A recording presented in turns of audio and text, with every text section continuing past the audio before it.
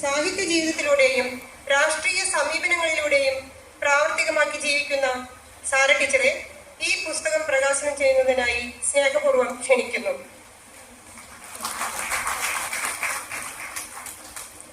പുസ്തകം ഏറ്റുവാങ്ങുന്നതിനായി കവിതകളിലൂടെയും ഗാനങ്ങളിലൂടെയും മലയാളിയുടെ ഹൃദയം തൊട്ട ഹരിനാരായണനെ ക്ഷണിക്കുന്നു. എന്നും അമ്പിയോട് ചേർന്ന് നിൽക്കുന്ന വ്യക്തിയാണ് ഹരിനാരായണൻ. അദ്ദേഹത്തിന്റെ വരികൾ ഈ ചരിത്ര പുസ്തകത്തിലെ മുൻമൊഴികൾ കൂടിയാണ്.